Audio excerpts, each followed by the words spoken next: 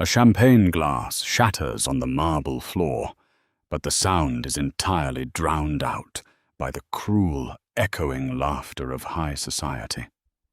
Penelope stands paralyzed, her ruined silk dress clinging to her curves, the target of a brutal public joke orchestrated by the man she loved. Every camera flashes, capturing her absolute lowest moment. Then the temperature in the ballroom plummets. A terrifying silence falls as the city's most dangerous phantom steps from the shadows, his eyes locked solely on her. The grand ballroom of the St. Regis in New York City was a sea of tailored tuxedos and size zero couture. It was the annual Winter Orchid Gala, an invite-only event where old money shook hands with new power, and reputations were either minted or destroyed before the midnight champagne toast. Penelope Gallagher did not belong here, and she knew it. She felt it in the tight, judging glances of the women who drifted past her like starved swans. She felt it in the whispered conversations that halted the moment she approached. Most of all, she felt it in the physical space she occupied. Penelope was fat. In a room where women survived on celery juice and Adderall, her soft, generous curves were treated like a vulgar display of lack of discipline. Yet she was here, poured into a breathtaking, custom-made emerald green Marquesa gown that hugged her heavy breasts, thick waist, and wide hips. She had spent a third of her yearly salary as a historical archivist on the dress, all because Preston Harrington had asked her to. Preston, the golden boy of Manhattan real estate. With his sharp jawline, inherited wealth, and country club smile, he was the kind of man who looked like he belonged on the cover of Forbes. For 2 years he had been Penelope's boyfriend. For 2 years she had ignored the glaring reality that he kept her hidden, bringing her only to obligatory family dinners where his mother would pointedly offer Penelope the sugar-free dessert. But tonight was different. Preston had insisted she come. He had told her to dress like a queen. He had even hinted, with a sly wink, that tonight was going to be a milestone in their lives. "You look tense, Pen," Preston said, appearing beside her and handing her a flute of Dom Perignon. He didn't look at her eyes. His gaze was darting across the room, tracking the movements of a prominent city councilman. I feel like everyone is staring," Penelope murmured, nervously smoothing the silk over her stomach. "They're just admiring the dress," Preston replied smoothly, though his tone was utterly devoid of warmth. He checked his Rolex. "Stay here. I need to go speak with the event coordinator about the toast." As Preston slipped away into the crowd, Penelope was left standing alone by a towering floral arrangement. She took a sip of the champagne, trying to make herself small. It was a defense mechanism she had perfected over a lifetime. If you take up too much physical space, you must make up for it by being utterly invisible. But she was not invisible. From the shadowed mezzanine overlooking the ballroom floor, a pair of dark, predatory eyes had been tracking her for the past hour. Lorenzo Falcone did not attend charity galas. As the undisputed head of the Falcone syndicate, a man who had systematically absorbed the remnants of the old Gambino territories in Brooklyn and Queens, controlling everything from the high-end shipping ports to the illicit underground casinos, his presence in public was a rarity. The FBI had a file on him thicker than a phone book, yet no charges ever stuck. He was a ghost who dealt in absolute power. Tonight, Lorenzo was here strictly for a quiet backroom meeting with a federal judge who owed him a favor regarding a money laundering indictment. But the meeting had ended 20 minutes ago. Lorenzo should have left. Instead, he stood by the velvet railing, a glass of scotch in his scarred hand, utterly captivated by the woman in the emerald dress. His underboss, a towering man named Carmine, stepped up beside him. "The car is ready, boss. We should move before the press realizes you're here." Lorenzo didn't blink. His gaze remained locked on Penelope. He watched the way the silk draped over her lush, heavy thighs. He saw the vulnerability in her soft, round face, the way she nervously bit her bottom lip. In a room full of sharp, plastic, interchangeable mannequins, she was deeply, intoxicatingly real. She looked like a Renaissance painting, warm, soft, and entirely woman. "Who is she?" Lorenzo's voice was a low, gravelly rumble, heavily accented with the ghosts of his Sicilian heritage. Carmine followed his gaze and frowned, pulling a small tablet from his jacket. He tapped into the gala's guest list. "Penelope Gallagher. Nobody in our world. She's a historical archivist, here on the arm of Preston Harrington." Lorenzo's jaw tightened. He knew Harrington, a trust fund parasite who was currently drowning in debt after a failed commercial real estate venture in Hudson Yards. Harrington owed money to people he shouldn't owe money to, some of whom reported directly to Lorenzo. "She is entirely too good for him," Lorenzo stated quietly. Down on the floor, a slender, striking blonde named Chloe walked past Penelope, purposefully bumping into her shoulder. Penelope stumbled slightly. Chloe offered a fake, saccharine smile. "Oh, careful, Penelope. Gravity is a bit stronger around you, isn't it?" Lorenzo's grip on his Scotch glass tightened until his knuckles turned bone white. The glass gave a dangerous, crystalline groan. He saw the way Penelope dropped her head, absorbing the insult like a dog used to being kicked. A dark, primal protectiveness flared in Lorenzo's chest, an emotion he hadn't felt in over a decade. "Boss?" Carmine asked, noticing the sudden shift in the air. "Cancel the car," Lorenzo said, his voice dropping an octave. "We're staying." At exactly 10:30 p.m., the string quartet faded into silence. A spotlight carved through the dim ambience of the ballroom, illuminating the grand stage at the far end of the room. Preston Harrington stepped up to the microphone, looking every inch the Prince of Manhattan. The crowd quieted, turning their attention to him. Penelope's heart began to hammer against her ribs.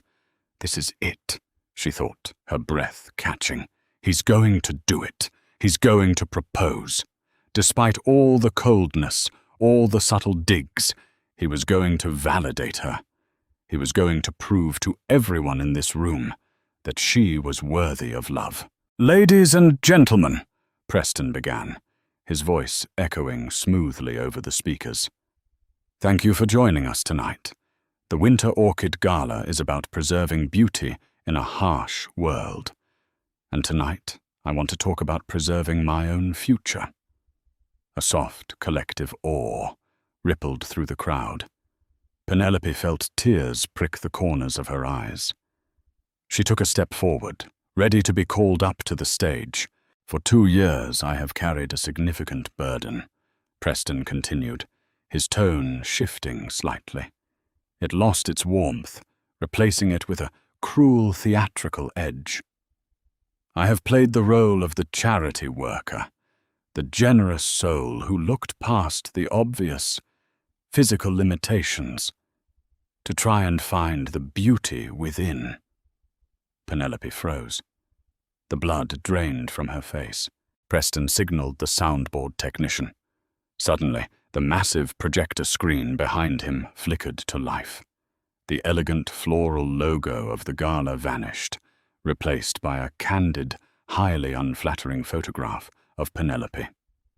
She was in sweatpants, asleep on Preston's couch, her mouth slightly open, her double chin prominent. A few gasps echoed in the room, immediately followed by a scatter of confused, muffled laughter. "I tried, folks. God knows I tried," Preston said into the mic, throwing his hands up in mock defeat. "But a man has his limits. You can only pretend that a whale belongs in a luxury fishbowl for so long before the glass breaks. The screen flashed to another picture. This one was a video clip. It showed Penelope at a summer barbecue, struggling to pull up the zipper of a sundress that was too small, her face flushed with effort. In the background of the video, Preston's voice could be heard laughing maliciously. The laughter in the ballroom was no longer muffled. It was open. It was roaring. High society men and women, CEOs, socialites, people who claimed to be philanthropists, were pointing and laughing at the giant screen. Penelope couldn't breathe. The oxygen had been violently sucked from her lungs.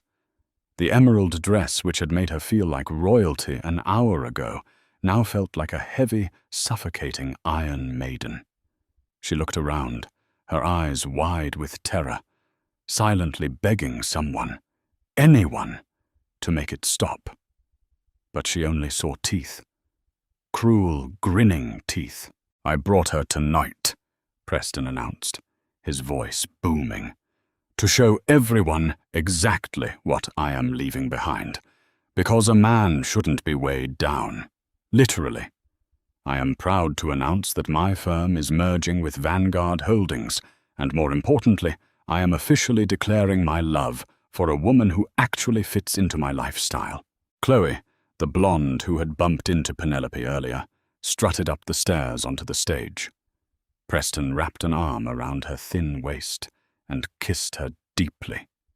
The crowd actually applauded. Penelope took a step backward, trembling so violently her knees threatened to buckle. She needed to run. She needed to disappear into the earth. She turned, blinded by hot, humiliating tears, and slammed right into a waiter carrying a tray of red wine. Crash! The glasses shattered against the marble. But worse, 3 full glasses of deep crimson Merlot splashed directly down the front of Penelope's custom emerald gown. The dark red liquid stained the silk, dripping down her chest and pooling at her feet, looking violently like blood. The crowd erupted into fresh, hysterical laughter. "Oh, look! The pig in a blanket added some sauce!" someone shouted from the crowd. Penelope dropped to her knees, instinctively trying to gather the ruined fabric, trying to clean a mess that was entirely unfixable. She was on the floor, on her hands and knees, in the middle of the St. Regis, sobbing openly as the elite of New York treated her destruction as their evening entertainment. She closed her eyes, wishing for her heart to simply stop beating. "Just let me die," she prayed. "Please, let me die right here." But the universe did not send death. It sent the devil himself. The laughter did not die down naturally. It was violently suffocated. It started near the back of the room. The chuckles turned into sharp intakes of breath. The high society guests began to part, stumbling over themselves, their faces draining of color, as if the Grim Reaper had just walked through the brass doors. The silence swept through the massive ballroom like a shockwave, moving from the back all the way to the front, until the only sound was the frantic, ragged sobbing of the woman kneeling on the floor. On the stage, Preston's smug smile faltered. He lowered the microphone, peering into the suddenly terrified crowd. "What is going on?" he demanded. Footsteps. Slow, deliberate, heavy footfalls echoing like a death knell against the marble. Lorenzo Falcone walked through the parted sea of elites. He did not rush. He moved with the terrifying, unhurried grace of an apex predator. He wore a midnight black, bespoke Brioni suit that clung to his broad, muscular frame. The faint, jagged scar running from his jawline to his collarbone caught the harsh glare of the spotlight. Behind him walked Carmine and 3 other men, all radiating a lethal, cold-blooded violence that made the security guards at the door immediately step down and look away. Lorenzo stopped right in front of Penelope. He didn't look at Preston. He didn't look at the crowd. He looked solely at the weeping woman on the floor. Slowly, the Mafia boss lowered himself to one knee, completely ignoring the pool of red wine that stained his $2,000 trousers.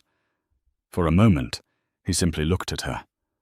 Penelope kept her hands over her face, shivering uncontrollably, expecting another insult, another blow. Gently, calloused hands reached out and took hold of her wrists. Lorenzo pulled her hands away from her tear-streaked face. Penelope gasped, looking up into eyes as dark and endless as a starless night. She didn't know who this man was, but the sheer gravity of his presence made her breath hitch. There was no pity in his face, none. Instead, there was a fierce, burning possessiveness that made her skin tingle. Without a word, Lorenzo stood up. He shrugged off his heavy, tailored suit jacket. The faint scent of rich cedar, fine tobacco, and the metallic tang of gun oil washed over her as he wrapped the warm jacket tightly around her shoulders, completely covering the humiliating wine stains and shielding her body from the room's cruel gaze. Then Lorenzo offered her his hand. Penelope hesitated for a fraction of a second before placing her trembling, soft hand into his massive one. He pulled her to her feet with effortless strength, pulling her close against his side. She was shocked to find that against his towering frame, her large body felt perfectly right. She felt safe, protected. Lorenzo finally turned his head to look at the stage. The dead, shark-like emptiness in his eyes made Preston Harrington physically take a step back, releasing Chloe's waist. Falcone, Preston stammered, his voice cracking into a pathetic, high-pitched squeak. He knew exactly who Lorenzo was. Everyone in real estate knew whose money backed the concrete unions. Lorenzo didn't yell. He didn't need a microphone. When he spoke, his gravelly voice carried through the silent, terrified room like a physical blow. "You talk too much, Harrington," Lorenzo said quietly. Preston was sweating profusely. "Mr. Falcone, I didn't know you were in attendance. This is just a personal matter." "It was," Lorenzo interrupted, his voice dropping to a terrifying whisper that promised absolute violence. "Now, it is my matter." Lorenzo's dark eyes swept over the projector screen, then back to Preston. "You are $3 million in debt to a holding company based in Cyprus, a holding company that belongs to me. You had until the 1st of the month to pay. I was going to give you an extension." Lorenzo tilted his head, a dark, sadistic smirk playing on his lips. "I changed my mind. You have until tomorrow morning. When you fail to pay, my men will take your properties. Then they will take your teeth." Preston's knees buckled. He collapsed onto the stage, gasping for air as panic completely overtook him. Chloe screamed and backed away from him as if he were suddenly diseased. The entire ballroom watched in horrified silence as Lorenzo systematically destroyed one of Manhattan's elite with 3 sentences. No one dared to move. No one dared to breathe. Lorenzo turned his attention back to the crowd, his gaze sweeping over the socialites who had laughed just moments ago. "If anyone in this room ever looks at her again, I will personally see to it that your families are erased from this city." He looked down at Penelope, who was staring at him in absolute awe, her heart pounding a frantic rhythm against her ribs. He reached up, his thumb gently wiping a stray tear from her cheek. "She's coming with me," Lorenzo declared to the room. He placed a firm, protective hand on the small of Penelope's back and guided her forward. The crowd scrambled frantically out of their way, pressing themselves flat against the walls to avoid touching the Mafia boss or the woman he had just claimed. As they walked toward the grand exit, Carmine leaned in close to Lorenzo's ear. "Boss, what about Harrington? Do we wait until morning like you said?" Lorenzo didn't break his stride, keeping Penelope tucked safely under his arm. "No," Lorenzo whispered coldly. "Break his legs tonight. Make sure he never walks on a stage again." They stepped out into the freezing New York night, the heavy brass doors closing behind them, shutting out the toxic world Penelope had tried so desperately to belong to. A massive, bulletproof black Maybach sat waiting at the curb. Lorenzo opened the door for her himself. Penelope clutched his coat around her, looking up at the terrifying, beautiful monster who had just saved her life. "Why?" she whispered, her voice hoarse. Lorenzo stepped into her space, his dark eyes tracing the curve of her lips, the softness of her jaw, the fullness of her body, with undisguised hunger. "Because, Mia Bella," Lorenzo murmured, his breath ghosting over her cheek. "Lions do not let pigs play with their food. And you are mine now." The morning sun filtered through floor-to-ceiling windows, casting long, golden, geometric shadows across a bedroom that was larger than Penelope's entire apartment. She woke with a sharp, ragged gasp, her hands instinctively clutching the heavy silk sheets. For a terrifying second, she was back in the St. Regis ballroom, the red wine soaking into her skin, the cruel laughter ringing in her ears like a physical assault. But the room was utterly silent. Penelope sat up, her heart hammering against her ribs, and took in her surroundings. This was not her cramped walk-up in Brooklyn. This was a fortress of modern luxury. Dark mahogany walls, a massive king-sized bed, and an uninterrupted, dizzying view of Central Park told her she was somewhere on the upper echelons of Billionaires' Row. She looked down at herself. The ruined emerald Marchesa gown was gone. In its place, she wore a breathtakingly soft ivory silk nightgown. It wasn't a generic one-size-fits-all garment that usually clung painfully to her hips or compressed her chest. This gown had been meticulously tailored for a woman of her size. It draped elegantly over her heavy breasts, flowed smoothly past her thick waist, and grazed her plush thighs with an airy reverence. Who changed me? The panicked thought flared, but a delicate handwritten note resting on the mahogany nightstand caught her eye. The stationery was thick, embossed with a subtle silver falcon. My housekeeper, Rosa, attended to you. I would not allow anyone else to touch what is mine. Join me when you are ready. L. Penelope's breath hitched. Lorenzo Falcone, the phantom of the New York underworld, the man who had shattered Preston Harrington with a whisper and claimed her in front of the most powerful people in the city. Trembling, she stood up, her bare feet sinking into a rug so thick it felt like walking on clouds. She found a matching ivory robe draped over an armchair, slipping it on and tying the sash around her waist. She walked out of the bedroom, moving timidly down a sprawling hallway lined with abstract art and faint ambient lighting. The scent of rich, dark roast espresso and sizzling butter guided her toward the kitchen. It was a massive, open-concept culinary space, gleaming with black marble and brushed steel. Lorenzo stood by the island counter. The terrifying aura of the Mafia boss from the night before was slightly muted, replaced by a dangerous magnetic domesticity. He wore a crisp white dress shirt, the sleeves rolled up to reveal forearms corded with muscle and completely covered in intricate dark ink, a stark contrast to the sterile, high-society men Penelope was used to.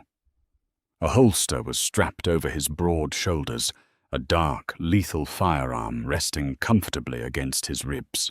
He didn't turn around, but his deep, gravelly voice broke the silence. "You slept for 11 hours, Mia Bella." Penelope froze in the doorway, her hands anxiously twisting the silk of her robe. I didn't know where I was." Lorenzo turned, his dark eyes locked onto her, and the intensity in his gaze made the air in the room feel instantly thicker. He didn't look at her the way Preston did, like she was a problem to be solved, a project to be whittled down, or a source of embarrassment. Lorenzo looked at her like a starving man staring at a feast. His eyes dropped to the soft curve of her hips, the swell of her chest, and the flush on her round cheeks, lingering with an open, dark hunger that made Penelope's skin ignite. "You are in my home," Lorenzo stated, walking slowly toward her. "Central Park West. This building belongs to me. The men in the lobby work for me. You are safe here." He stopped mere inches from her. The scent of cedar, bergamot, and danger washed over her. He reached out, his calloused thumb gently tracing the line of her jaw. "I don't understand," Penelope whispered, her voice trembling. "Why did you do it? Why did you bring me here? I'm nobody." "You are not nobody," Lorenzo corrected, his tone turning fiercely possessive.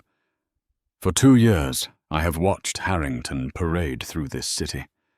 I knew he was hiding something, keeping a secret from his high society leeches. When I saw you last night, I understood why." His hand slid down to cup her cheek, his thumb brushing her lower lip. "He hid you because he knew you were a masterpiece, and he was too much of a coward to defend you from the wolves. I am no coward, Penelope." He stepped back, gesturing to the marble dining table, which was laden with food. There were no egg white omelets or dry toast. There was a spread of fresh ricotta pancakes, thick-cut bacon, fresh fruit, and warm Italian pastries from a private bakery in Little Italy. "Eat," he commanded softly. Penelope hesitated. For years, Preston had monitored every bite she took. If she reached for a carb, he would clear his throat, a sharp, disapproving sound that made her drop her fork in shame. Lorenzo saw the hesitation. His jaw tightened, a dangerous shadow crossing his features. "If you are thinking about that pathetic excuse for a man and his rules, wipe him from your mind. In this house you do not starve. You do not shrink yourself.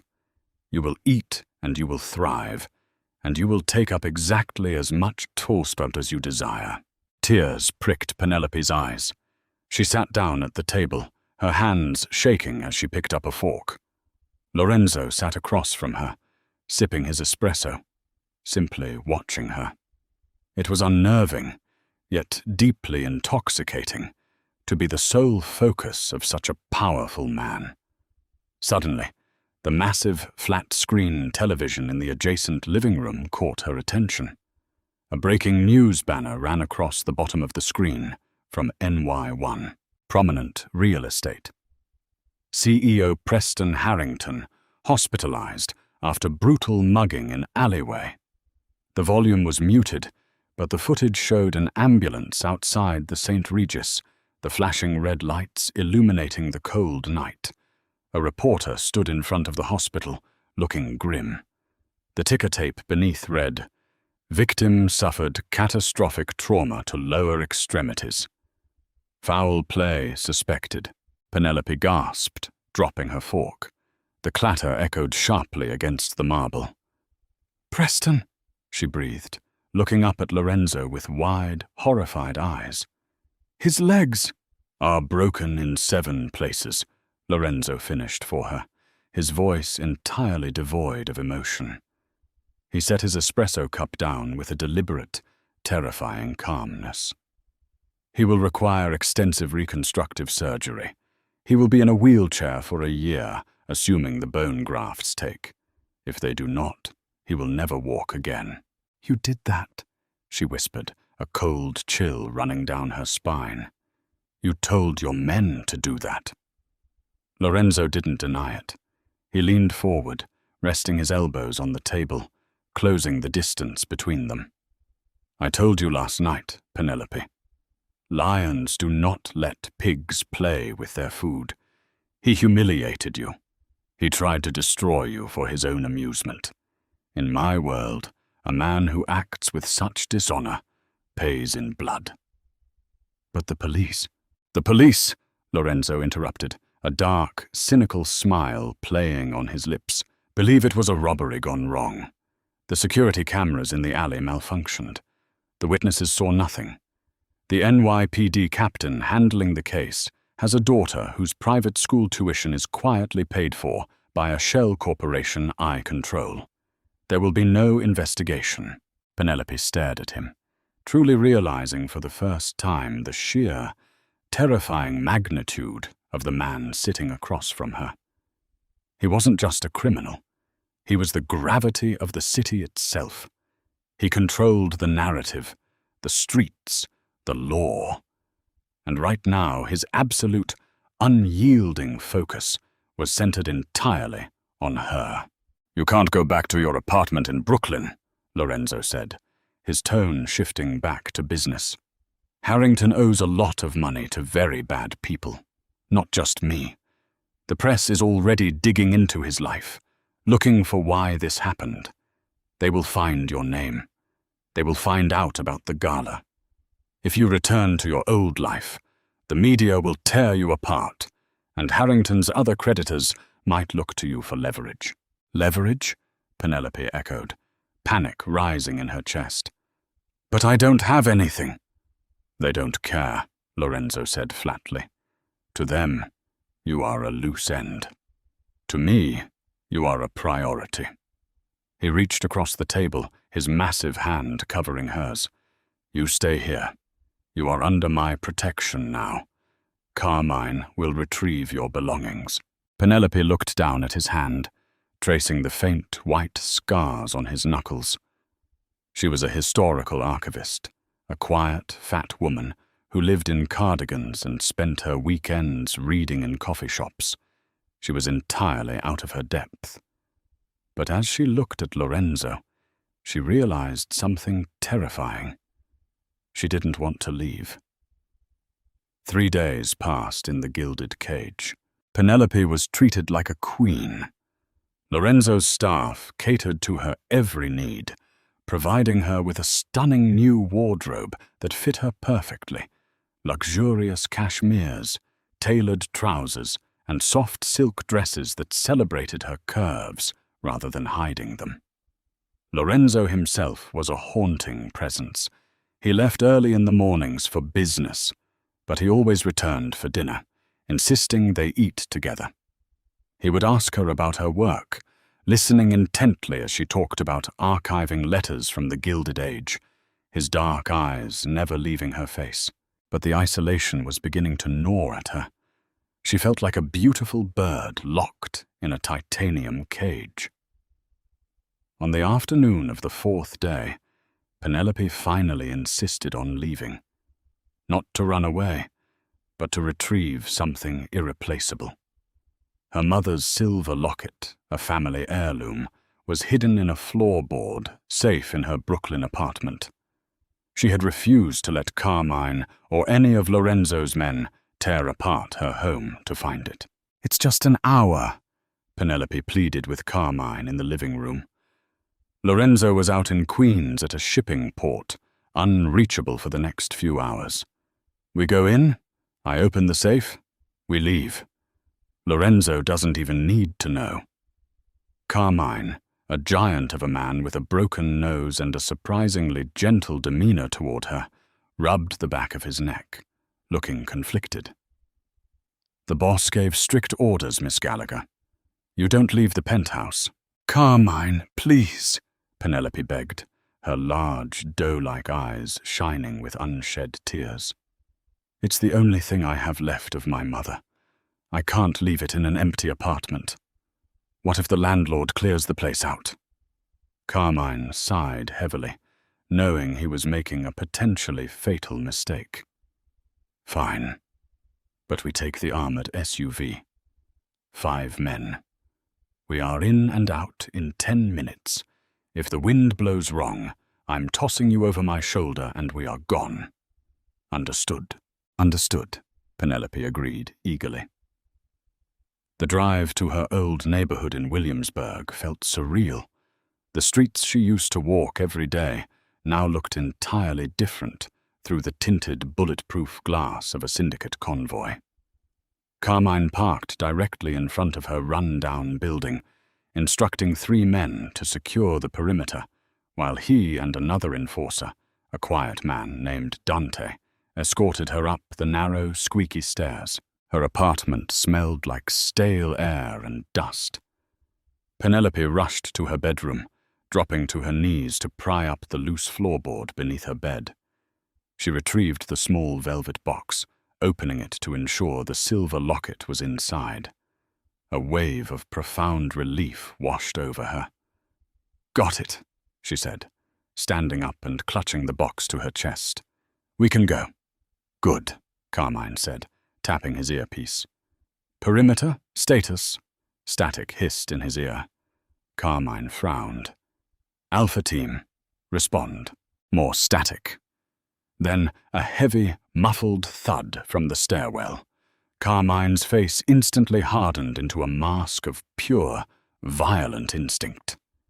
He drew his weapon, a heavy, suppressed Glock, and shoved Penelope behind his massive frame. "Dante, watch the fire escape. We have a breach."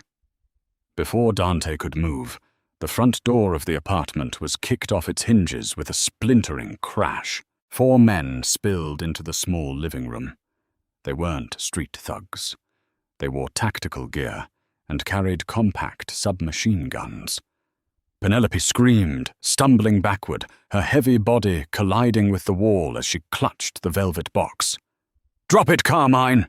The lead intruder barked, his weapon trained directly on the underboss's chest. "You're outgunned!" Carmine didn't flinch, his gun locked on the leader's head. "Victor Corsaro's trash!" Carmine spat, recognizing the tattoo of a coiled serpent on the man's neck. "You're way out of your territory, snakes. Falcone will mount your heads on the Brooklyn Bridge." The leader smirked. "Falcone is busy at the docks. We got a tip from a mutual friend, a guy named Harrington. Before your boys broke his legs, he made a frantic phone call to Mr. Corsaro, begging for a buyout on his debt. Said Falcone had a new soft spot, a fat, crying archivist. Said if we snatched her, we'd have the leverage to force Lorenzo to hand over the waterfront shipping routes." Penelope's blood turned to ice. Preston. Even in his destruction, he was still trying to use her, still trying to trade her life to save his own skin. The betrayal cut deeper than the humiliation at the gala. "You ain't taking her," Carmine growled, his finger tightening on the trigger. "We got your boys outside neutralized," the Corsaro thug sneered. "It's 4 against 2. Hand over the girl, and we let you walk away to deliver the ransom note." "I don't deliver notes," Carmine said coldly. Bang! Carmine fired, taking the leader squarely between the eyes. Chaos erupted. The deafening roar of gunfire filled the tiny apartment. Dante opened fire on the remaining 3 men, while Carmine threw his massive body backward, tackling Penelope to the floor behind an overturned sofa, just as a spray of bullets shredded the drywall where she had been standing. Penelope covered her ears, sobbing as plaster rained down on her, the air filling with the choking, acrid stench of gunpowder. "Stay down!" Carmine roared over the gunfire, blindly returning fire over the sofa. Dante groaned, taking a hit to the shoulder and collapsing near the kitchen counter. "We're pinned!" Dante shouted, clutching his bleeding arm. The Corsaro men were advancing, laying down heavy, suppressive fire. Carmine's gun clicked empty. He cursed violently in Italian, reaching for a spare magazine. But it was too late. One of the thugs vaulted over the coffee table, kicking Carmine's gun away and leveling an assault rifle at Penelope's head. Penelope squeezed her eyes shut, clutching the locket, waiting for the end. Suddenly, the shattered window of the fire escape exploded inward. A shadow moved faster than humanly possible. Before the thug could pull the trigger, a blade flashed in the dim light. The man choked, dropping his rifle as a throwing knife buried itself to the hilt in his throat. He collapsed backward, dead before he hit the floor. The remaining 2 Corsaro men spun around toward the window, but they were already dead men walking. Lorenzo Falcone stepped through the shattered glass like a demon summoned from the abyss. He wasn't wearing his tailored suit. He wore a dark, tactical vest over a black, long-sleeve shirt, his face a terrifying canvas of absolute, unrestrained murder. He didn't even use his gun. He moved with brutal, terrifying efficiency. He grabbed the nearest thug by the tactical vest, slamming him into the brick wall with bone-shattering force before snapping his neck with a sickening crack. The final man panicked, raising his submachine gun, but Lorenzo was faster. He drew his sidearm and fired twice. Double tap. The man dropped, his chest blown open. Silence slammed back into the apartment, broken only by the sound of Penelope's ragged breathing. Lorenzo stood amidst the carnage, chest heaving, his dark eyes sweeping the room until they locked onto Penelope, who was trembling on the floor behind the sofa. The lethal, cold-blooded killer vanished instantly. He holstered his weapon and crossed the room in 2 massive strides, dropping to his knees beside her. He pulled her into his arms, crushing her against his chest, burying his face in her hair. His heart was pounding like a jackhammer against her cheek. "Lorenzo," she sobbed, wrapping her arms around his broad, Kevlar-clad back. "I'm sorry. I'm so sorry. I just wanted my mother's locket." "Shh," Lorenzo commanded, his voice tight with an emotion that sounded dangerously close to fear. He pulled back, his hands framing her face, his thumbs frantically wiping away the plaster and tears from her cheeks. He inspected every inch of her, searching for blood. "Are you hurt? Tell me you are not hurt." "I'm not," she choked out. "Carmine protected me." Lorenzo looked up at his underboss, who was pulling himself off the floor. Lorenzo gave Carmine a stiff nod, a silent, absolute promise of loyalty. Then his gaze hardened, turning back to the dead Corsaro men on the floor. "They knew about me," Penelope whispered, terror gripping her anew. "Preston told them. Lorenzo, what does this mean?" Lorenzo stood up, pulling Penelope to her feet and keeping her tucked firmly under his arm. He looked around the ruined apartment, his jaw set in a rigid line. The illusion of the gilded cage was broken. The war had arrived at their doorstep. "It means," Lorenzo said, his voice dropping to a low, lethal octave that promised a massacre, "that the Corsaro family has just forfeited their right to exist, and Preston Harrington is going to wish he had died in that alley." The extraction from Williamsburg was a blur of tactical precision and screeching tires. Within 3 minutes of Lorenzo firing the final shot, a heavily armored convoy of matte black Escalades had locked down the street, whisking Penelope and the bleeding Carmine away before the first NYPD siren even wailed in the distance. They did not return to the penthouse on Central Park West. The illusion of safety in the city had been shattered. Instead, the convoy tore across the George Washington Bridge, speeding deep into the secluded, heavily forested cliffs of Alpine, New Jersey. Lorenzo's true stronghold was a sprawling, ultra-modern fortress, constructed of dark stone and bulletproof glass, completely hidden from the world by towering pines and high-tech security perimeters. Once inside, Lorenzo ordered his private medical team to tend to Carmine and Dante. Only when his men were stabilized did he turn his attention to Penelope. She was sitting on a massive leather sofa in his expansive study, clutching her mother's silver locket, her hands still shaking. Lorenzo crossed the room, kneeling before her just as he had done at the gala. He took her trembling hands, kissing her knuckles with a fierce, burning reverence. "I am sorry," he murmured, his dark eyes entirely stripped of the violence that had just consumed them. "I promised you would be safe. I allowed my arrogance to leave you vulnerable. It will never happen again." Penelope looked down at the most feared man on the eastern seaboard, realizing that the monster the world saw was to her an absolute shield. "You came for me," she whispered, her voice thick with emotion.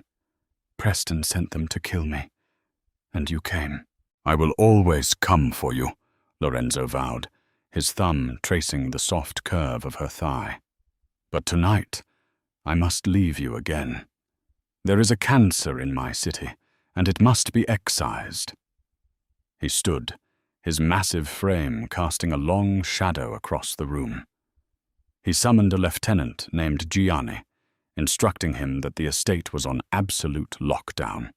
Then, Lorenzo Falcone went to war. The underworld would later whisper about that night for decades, calling it the Midnight Cleansing.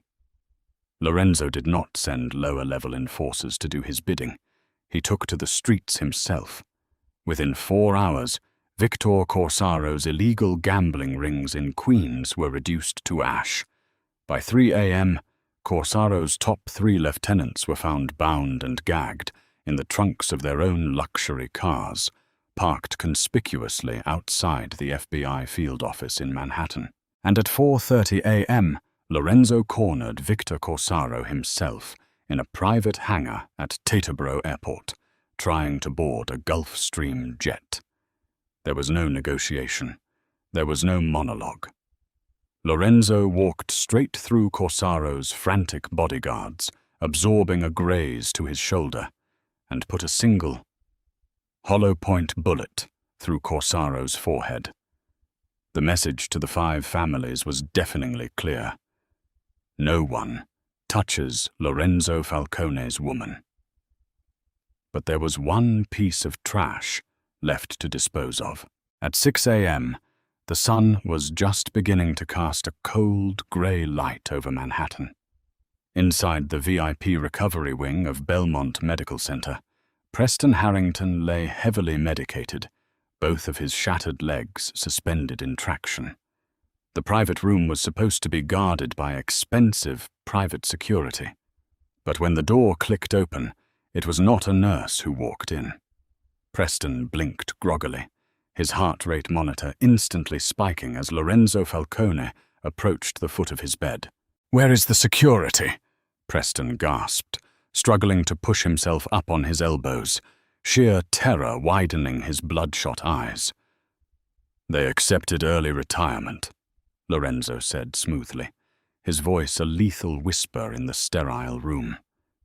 He pulled a chair to the side of the bed and sat down, his tailored black overcoat smelling faintly of cordite and copper. Preston began to hyperventilate.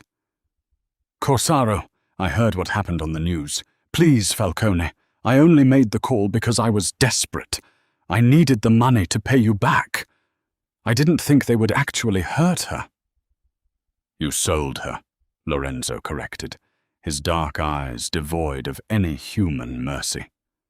"You traded a woman whose worth you could never comprehend to save your own pathetic life. You thought she was weak. You thought she was a pawn."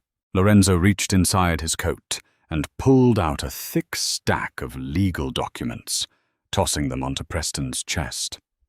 "What is this?" Preston choked out, staring at the papers. "That is the complete, unconditional transfer of the Harrington family estate, your remaining offshore trust funds, and your shares in Vanguard Holdings, Lorenzo explained. You are going to sign them. You're going to sign them over to Penelope Gallagher. Preston's face went paper white. You can't do this! That's everything I have left! I'll be ruined! I'll have nothing! Lorenzo leaned in, pulling a sleek silver fountain pen from his pocket and pressing it violently into Preston's hand. If you do not sign, I will have the chief of surgery, a man whose gambling debts I own, come in here and slowly amputate both of your legs without anesthesia, and then I will hunt down your mother in Connecticut. Preston sobbed, a pathetic, broken sound, as he realized the absolute finality of his destruction. With trembling hands, he scrawled his signature across the documents, effectively erasing his wealth, his status, and his future. Lorenzo snatched the papers back, his lip curling in disgust. You called her a whale, Harrington. You humiliated her because she took up too much space. Well, look at you now. Lorenzo stood up, looking down at the broken man in the bed.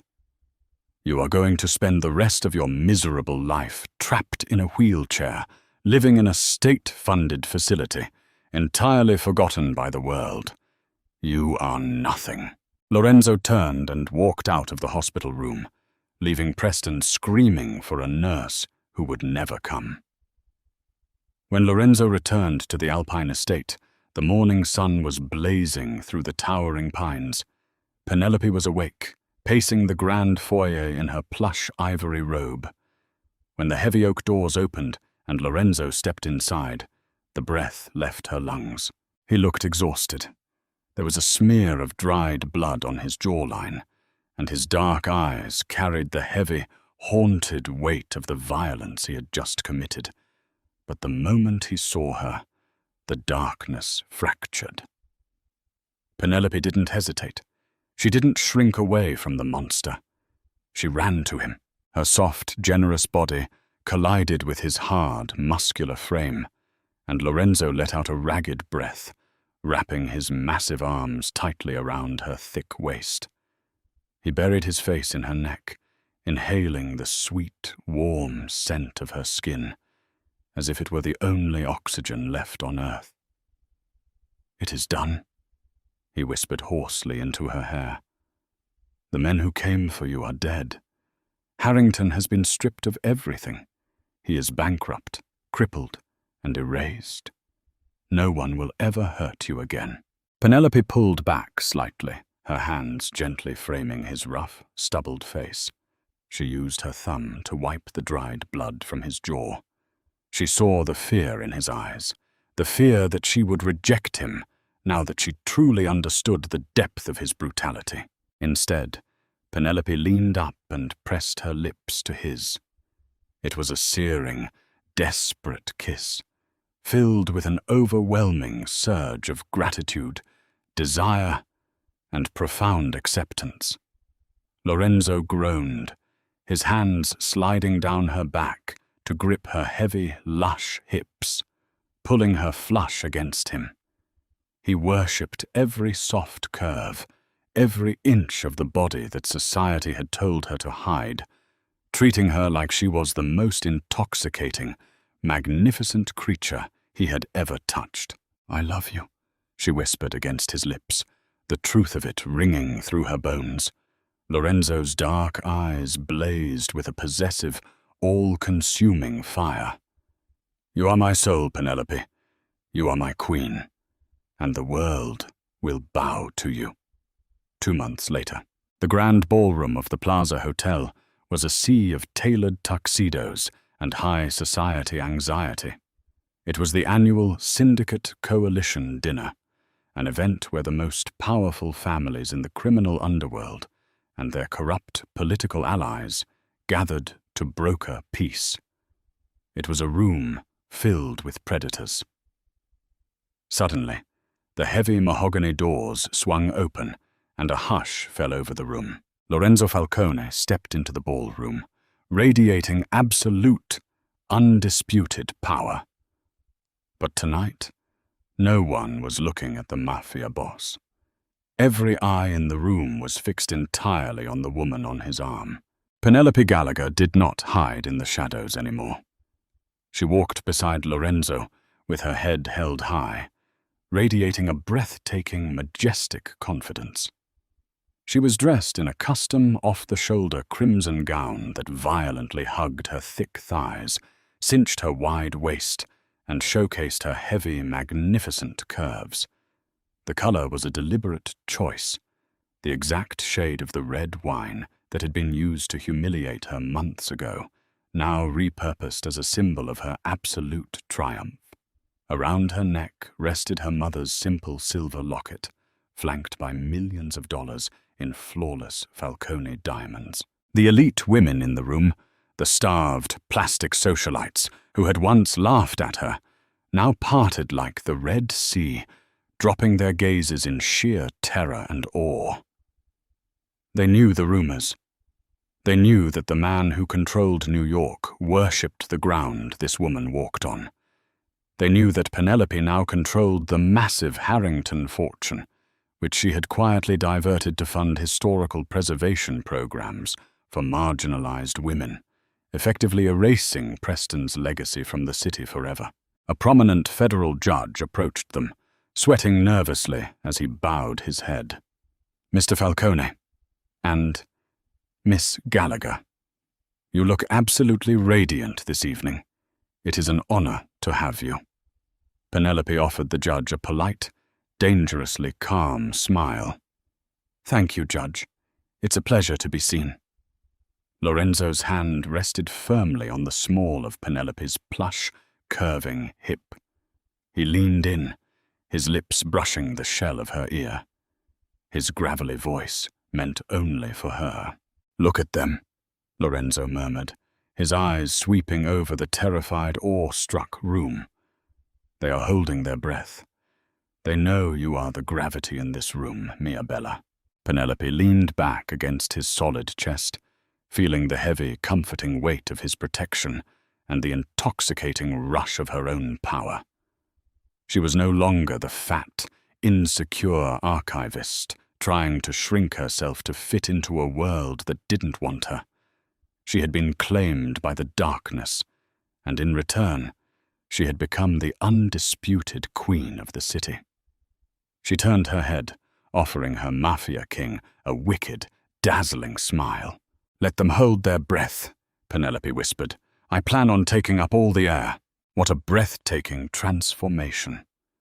Penelope went from being brutally humiliated by a cowardly ex to ruling the underworld as Lorenzo Falcone's untouchable queen. Lorenzo proved that a real man doesn't ask a woman to shrink herself. He destroys anyone who makes her feel small. Did you love seeing Preston get exactly what he deserved, and how Penelope used his ruined empire to build her own? What was your favorite moment of Lorenzo's dark devotion? Drop your thoughts in the comments below. If you want more dramatic, high-stakes romance stories, hit that like button, share with your friends, and subscribe for more.